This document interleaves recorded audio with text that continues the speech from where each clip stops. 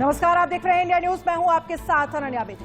नमस्कार, आपके साथ मैं हूं शुभ्रा सुमन। तमाम बड़ी और अहम खबरों का जिक्र करेंगे, लेकिन शुरुआत एक ब्रेकिंग न्यूज के साथ कर रहे हैं। ये ब्रेकिंग न्यूज जुड़ी हुई है यासीन मलिक से। जी हां, यासीन मलिक का सबसे बड़ा कबूलनामा। उसने कहा है मैं आतंकी वारदातों में शामिल था। दिल्ली की अदालत में यासीन मलिक ने कबूलनामा दिया है। तो आतंकी साजिश रचने के बाद भी यासीन ने कबूली है।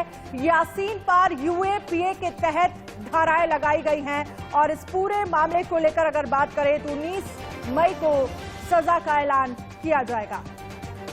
ये बड़ी खबर हम आपको बता रहे हैं। यासीन मलिक वो शख्स जिस पर कई तरह के संगीन आरोप हैं। घाटी में अलगाववाद, आतंकवाद को बढ़ावा देने, टेरर फंडिंग के आरोप, और इन सभी आरोपों को मान लिया है यासीन मलिक ने।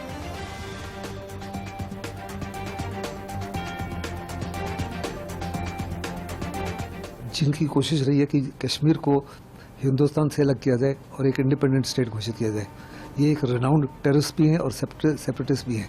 1990 में इन्होंने 4 एयरफोर्स पर्सनल का मर्डर किया और उसके बाद में रुबैया सईद को भी इन्होंने ही किडनैप किया, जिसको रिलीज के लिए हिंदुस्तान को 4 टेररिस्ट छोड़ने पड़े, जिसमें हाफिज सईद और सलालुद्दीन भी था। इन्होंने अभी गिल्टी प्लीड किया और उनको लाइफ इम्प्रिजनमेंट मिल सकती है।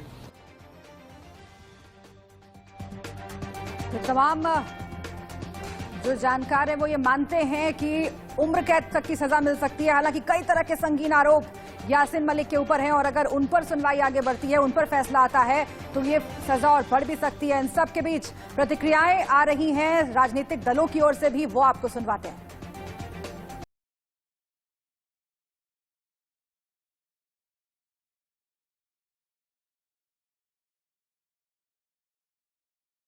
आपको बता रहे हैं दिल्ली की अदालत में यासीन मलिक ने गुनाह कबूल कर लिया है। यासीन मलिक वो शख्स जिस पर आरोप है कि 1990 में 4 एयरफोर्स के अफसरों को उसने, निहत्थे लोगों को उसने मार दिया था। इसके साथ ही कश्मीरी पंडितों की हत्या का इस पर आरोप है। 2017 में जब घाटी में आतंकवाद बढ़ा, उस दौरान भी इस पर आरोप है टेरर फंडिंग के, और इसके साथ ही घाटी के युवाओं को बहला फुसलाकर आतंकवाद की तरफ मोड़ने का आरोप भी यासीन मलिक के ऊपर है।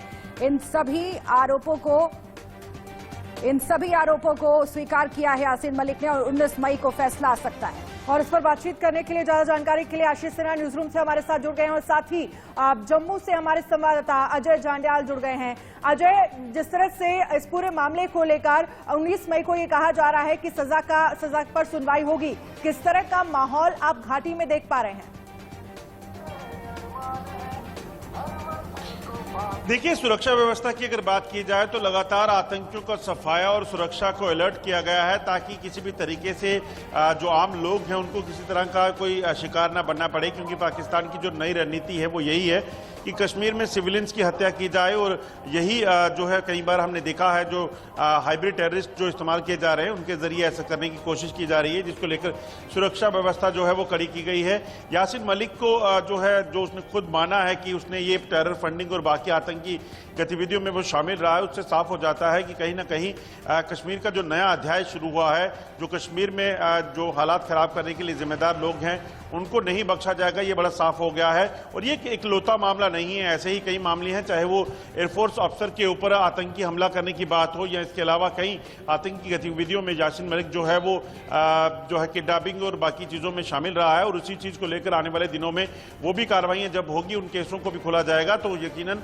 यासीन मलिक जो है वो फांसी के फंदे तक पहुंच जाएगा। इस चीज़ की उम्मीद जताई जा सकती है। बहुत ही महत्वपूर्ण बात आप कह रहे हैं, और इसी सवाल को लेकर मैं आशीष के पास भी चलती हूँ। आशीष हमारे सहयोगी न्यूज रूम से हमारे साथ जुड़ गए हैं। आशीष, आपकी तमाम लॉ एक्सपर्ट से भी बात हो रही होगी।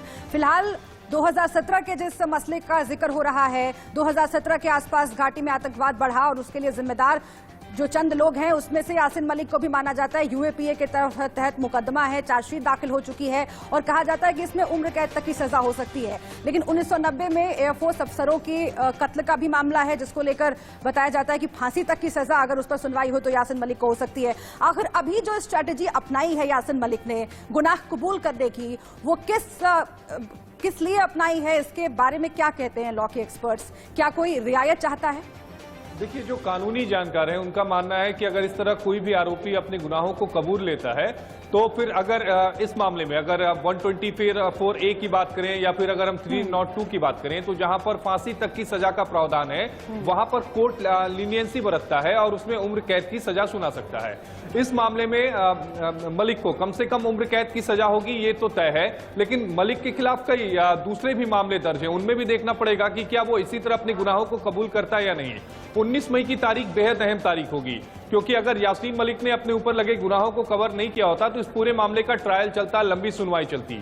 अगर यासीन ये कहता है कि हाँ मैंने ये गुनाह किया है, तो 19 मई को अब सजा पर बहस होगी कि जिन धाराओं के तहत, यानी 124 से रेश 2 की धारा, 120B आपराधिक साजिश, इसके अलावा जो आतंकवाद से संबंधित जो धाराएं हैं कि फंडिंग के साथ था, इसके अलावा आतंकवादी संगठनों के साथ था, इन सभी धाराओं के तहत कितनी सजा दी जा सकती है यासीन मलिक को, इस पर बहस होगी। चलिए आशीष, बहुत बहुत शुक्रिया तमाम जानकारी के लिए। अजय हमारे साथ जुड़े, आपका भी बहुत बहुत शुक्रिया। लेकिन जो घाटी में लोग हैं, इस तरह की गतिविधियों में शामिल रहते हैं, उनके लिए एक बड़ा संदेश कि अगर आप इस तरह की गतिविधियों में हैं तो सोचिए आपका भविष्य में क्या हश्र हो सकता है।